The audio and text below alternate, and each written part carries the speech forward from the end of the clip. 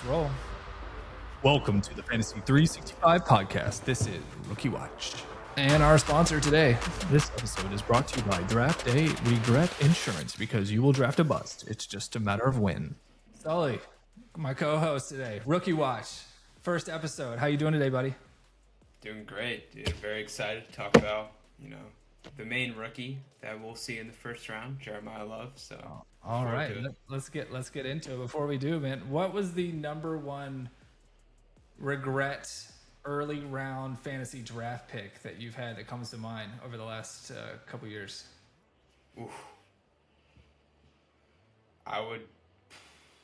2 years ago, I drafted Austin Eckler over first year Tyreek Hill. Tyreek Hill's first year on the Dolphins when he went off and screwed me. I would have won the championship that year too. I had a stacked team outside of Austin Eckler. Shoulda, woulda, coulda. The story that all the fantasy losers tell every single year, in which their high draft pick got injured or was a bust. But you won 2 years ago, man. So you can't complain too much. So we're a resident champ in the house today. All right, guys. Well, let's get into it. Today we're talking about rookie running backs. We're talking about top 5 draft picks. We are talking about a fantasy RB1 currently that will probably jump up the boards for our fantasy draft picks. We're talking about Jeremiah Love. Sully, you love your rookies. Tell me all about this guy. Is he going to be a Saquon his rookie year? Well, I think when we talk running backs and we talk fantasy, so scheme dependent. I think Jeremiah Love, he has the ability to be Saquon. He has the ability to be Bijan. It just depends where he lands. And probably the most common mock right now is seeing him go to Tennessee. So it's hard. Can we bet on that offense? I don't know. That's a brand new regime there with the coaching staff, so we'll really have to see. But I think regardless of where he lands, Jeremiah Love is like one of the only blue chip players in this draft. It's like he's generational, arguably the best player in this draft. Just he's a running back, so we're not going to see him go number 1. But for us to even be having the conversation that he could go number 4 in the draft shows us how good this guy is. So yeah, I think right now I'm thinking like he's going around that RB11 draft range, and I can just pull that up right now. Let's see. From a fantasy perspective. From a fantasy perspective. He's going right around RB11. He's right around Chase Brown. He's right around Kenneth Walker. Saquon coming in at 9. I mean, that's some good company to be around. It is, without playing a snap. Yeah, I mean, not playing a snap. I mean, since we got 2016, we had Saquon Barkley, number 2 overall draft pick. He finished RB1 with 385 points.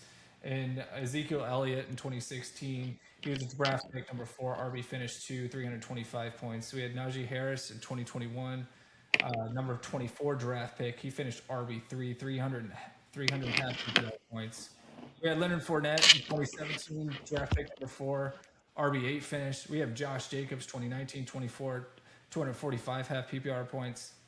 Dude, these early round rookies, they may not have a ceiling, but it looks like for sure that they're going to get the volume. They're going to get the rock, and they're not going to bust. And sure enough, the only one I could find that was really a bust was Clyde Edwards-Helaire. I mean, he was drafted the 32 pick, half PPR, 180 points, and he finished RB22. It seems Yeah, go ahead. Sorry, I was going to say, can you make the argument Genty?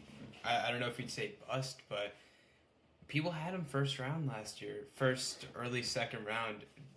Do we had him in that? I know a guy in our league, Trevor, took Genty number 1. Definitely didn't look too hot for him. So yeah, I don't know.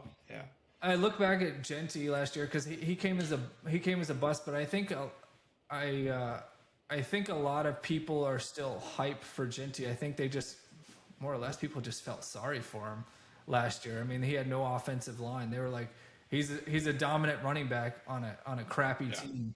And how are you supposed to score points, get the yardage, get the rock efficiently if there's no one to protect you up front? And I think the Raiders have been doing a lot of moves in the offseason. It looks like Mhm. Mendoza is going to be there. It looks like they're shoring up the offensive line, and they're Genti's going to have.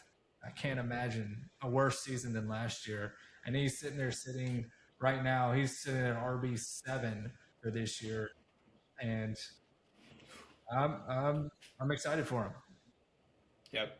New head coach there was the old offensive coordinator in Seattle too, and we see what he had with that rushing attack with Kenneth Walker and Charbonnet. We definitely saw it in the Super Bowl, so that's definitely looking good for Ashton. When you think of Jeremiah Love, what players come to mind?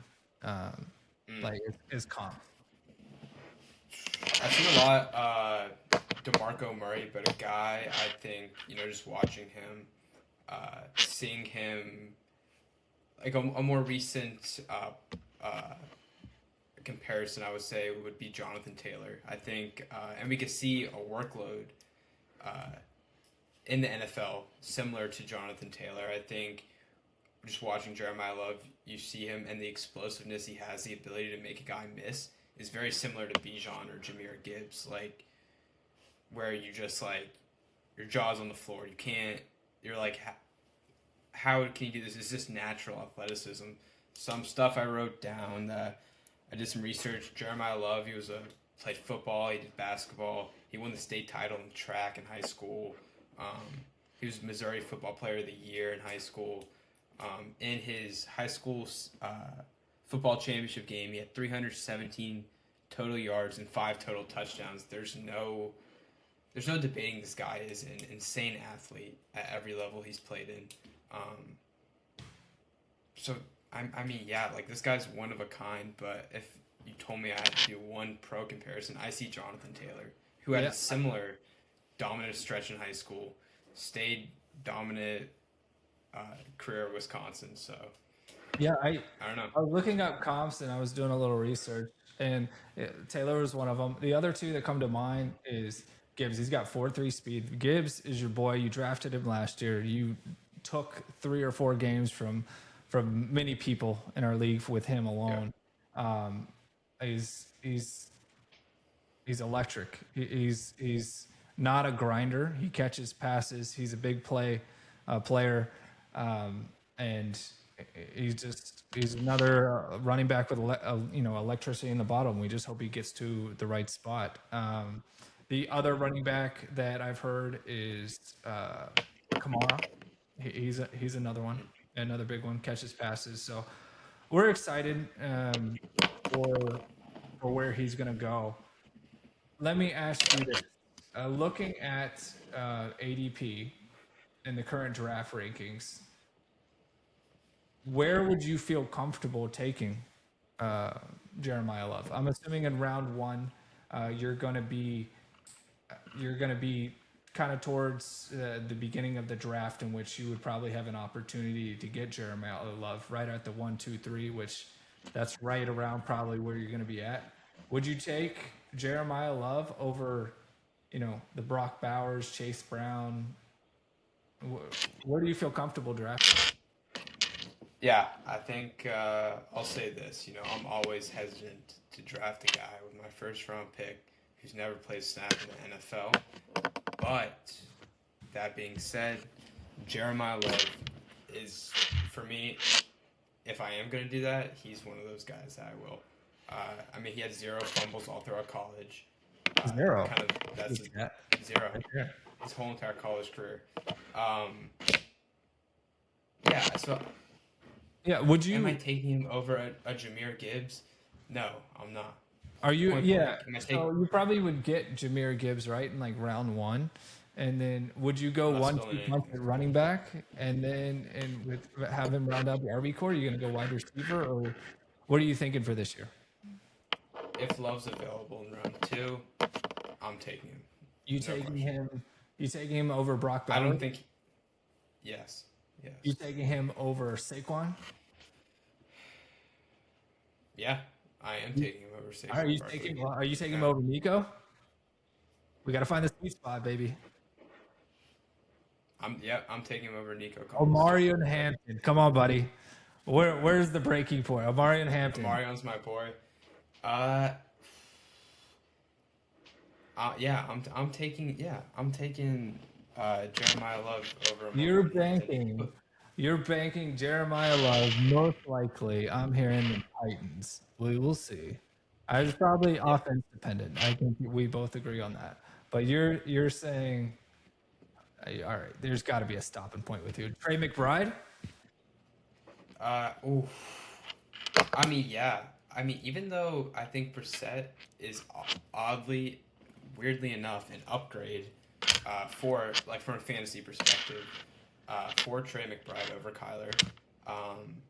No, yeah, I'm still taking Jeremiah Love, but I do want to say one thing. I think Jeremiah Love, he's most projected to go to the Tennessee Titans, and people will look at that and be very, I don't know, they'll be like, oh, it's the Tennessee Titans. I don't know. I think it's such a plus for him. Cam Ward going to his second year, but let's look at who that offensive coordinator is. It's Brian Dable, who, let's not forget, Brian Dable, head coach of the Giants last year. We saw that Giants offense be very, very, not productive, but, exciting. And we saw the Cam Scatterboo, who's a fourth or fifth round pick. I mean, killing it. Dable loves to run a grounded pound offense. Saquon Barkley, had his big year under Dable. So I think it's a very running back friendly offense if Love goes to Tennessee. But let's just say Love falls and let's just say he falls to the Commanders. I mean, let's not act like that wouldn't even be more of a plus for him. A better offense. Seems like Commanders are going to get Ayuk too. So I mean, yeah, I think the Bill ship in the Commanders running back room has sailed. It didn't work out. Yeah. I was a big Bill fan for the Commanders last year. I drafted him. I was hyped with him. I was cheering him on. Couldn't wait for him to get on the field, and it just never quite worked out. So, all right, he's going to be one of those guys in week 15 who we look back on. You need a guy off waivers. There's some injuries, and pick up Ja'Cory Krusky-Merritt off the waiver wire and get you a good few weeks. Yeah. Yeah. All right. So, are you gonna draft this guy at the end of the day? Are you gonna draft him? Listen, as we are in the same fantasy league, I will never tell you, give you any lead. I need to know to where I will draft, but I will say I do love Jeremiah Love. No pun intended. I would have him higher than RB11.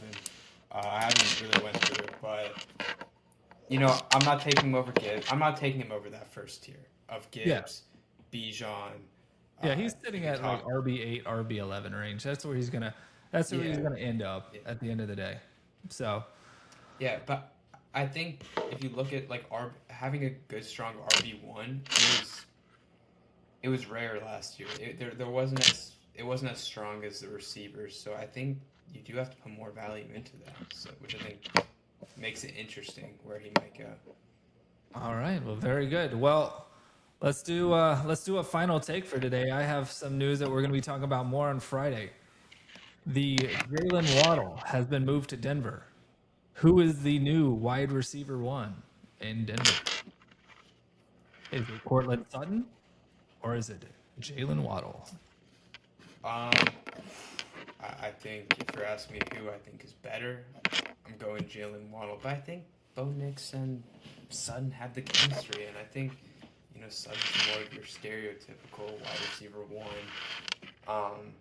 But I mean, regardless, what a trade for Denver doing that. That adds a whole other dynamic to your offense. And if anything, it helps out Cortland Sutton so much. Takes eyes off him. They have a clear two-headed monster now in their receiving core to give to Bo Nix to complete one of the best rosters in the NFL. So I mean, Denver's one of those teams now. I think you just want a piece of that offense. Yep. And on the other side, what is Miami doing, man? You get Malik. What is? Oh, they Get got. over Malik Hey, Willis. don't worry. They have Tutu Atwell right now. Oh, really? I didn't know they signed Tutu. Tutu Atwell. Okay, wow. That's their wide receiver one. They're going to the draft for a wide receiver. I don't think they Okay. end up this year with Tutu Atwell. My mistake. One. Yeah, I forgot about Tutu. Well, very good, man. This is Rookie Watch, episode 1.